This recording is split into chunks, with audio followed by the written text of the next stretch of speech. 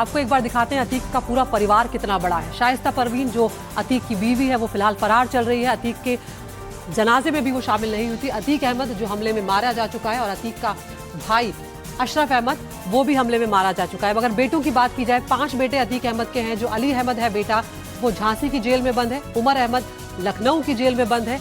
असद की तस्वीरें आप देख रहे हैं जो एनकाउंटर में ढेर हो गया था। इसके अलावा एहजम और अबान ये दोनों नाबालिग थे। इन्हें बाढ़ सुधार गृह में भेजा गया था और बाद में उन्हें अपनी बुआ के घर पर भेज दिया गया था। बुआ को सुपुर्द कर दिया गया था। तो एहजम है जो जेल से बाहर है, लेकिन अबान की अब एक्सीडेंट में मौत हो गई है।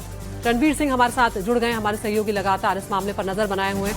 रणवीर, यहाँ पर अतीक के परिवार के लिए तो ये बहुत बड़ा झटका है, लेकिन हादसे को लेकर क्या कुछ जानकारियां सामने आ पाई है? किस परिस्थिति में ये एक्सीडेंट हुआ है?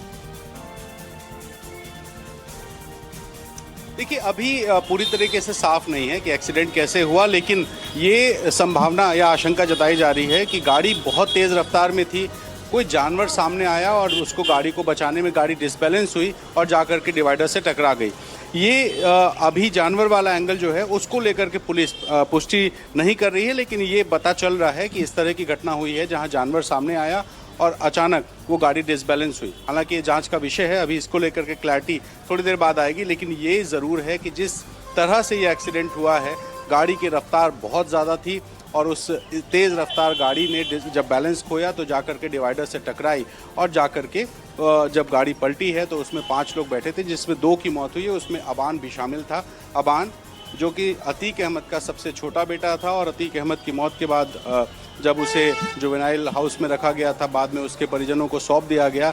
उसके बाद एक रील उसने बनाई थी, जिस रील में उसने दावा किया था कि लौट करके आएंगे और हमारा दबदबा रहेगा। इस तरह का एक रील बना करके उसने वायरल किया था और जब वो रील वायरल हुई तो उसके खिलाफ एक मुकदमा भी दर्ज हुआ था। हालांकि इतना कोई बड़ा मामला नहीं था जिसकी वजह से उसको गिरफ्तार किया जाए, लेकिन मुकदमा उसके खिलाफ दर्ज हुआ था। और आज जब वो प्रयागराज से अपने भाई अली से मिलने के लिए झांसी जेल जा रहा था, उस वक्त झांसी ज़िले के अंदर, हालांकि झांसी शहर से काफ़ी पहले ये घटना घटी जहां पर अबान की मौत हो गई है। तो इस बात की तो पुष्टि हो गई कि अबान की मौत हो चुकी है, लेकिन किस कंडीशन में एक्सीडेंट हुआ था, क्या वजह थी, कैसे हुआ, ये सब अभी फ़िलहाल पुलिस जांच का विषय है। अभी उसके जो शव है उसको ला करके झांसी लाया जा रहा है। मेडिकल कॉलेज में मॉर्चरी में उसका पोस्टमार्टम होगा।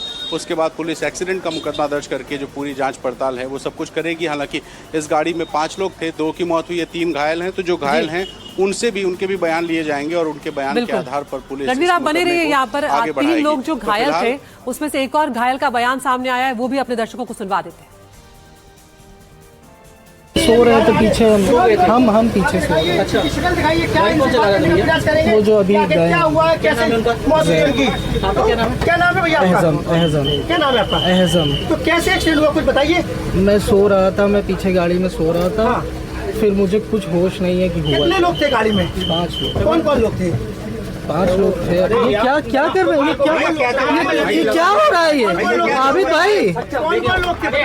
कौन लोग यार? हटाओ यार। कौन कौन लोग थे बताइए।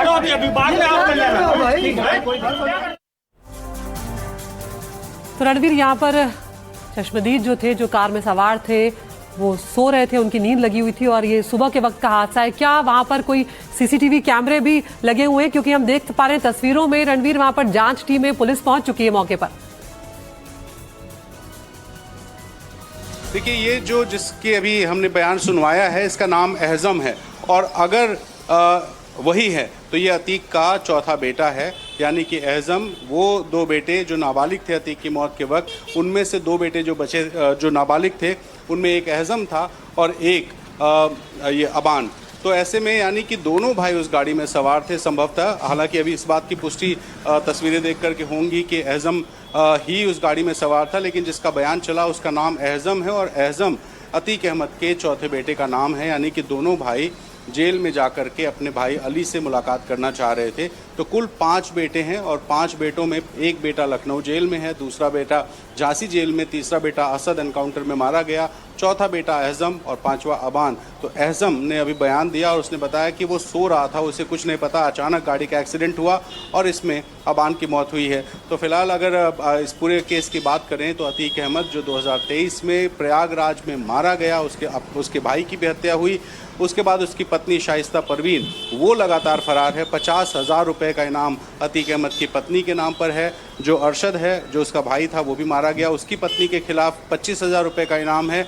और जो बहन है, बहन पर भी 25,000 रुपये का इनाम है। और ये तीनों घर की जो महिलाएं हैं, ये लगातार 3 सालों से फरार चल रही हैं। तो अब जो 2 बेटे थे, उनमें एक बेटा उसकी भी मौत हुई है अबान की, और एक बेटा एज़म वो अभी फ़िलहाल जो शव है उसके साथ में मौजूद है। तो अब उनको झांसी लाया जा रहा है। झांसी के मेडिकल कॉलेज में मॉर्चरी में पोस्टमार्टम वगैरह किया जाएगा, फिर कानूनी जो प्रक्रिया है वो आगे बढ़ेगी। तो फिलहाल अतीक अहमद का जो परिवार है किस तरह से बिखर चुका है, इसको ऐसे समझिए कि अतीक की मौत हो गई, उसके पूर्व विधायक भाई अरशद की मौत हो चुकी है, पत्नी से लेकर के जो उसकी भाई की वाइफ और बहन, ये सब लगातार फरार चल रहे हैं। बेटों में एक बेटा जेल में, दूसरा बेटा भी जेल में, तीसरा बेटा एनकाउंटर में मरा, 5वां बेटा भी आज एक्सीडेंट में मर चुका है। तो इस तरह से अतीक अहमद का पूरा जो परिवार है वो कैसे बिखरा है, ये पता चलता है इससे।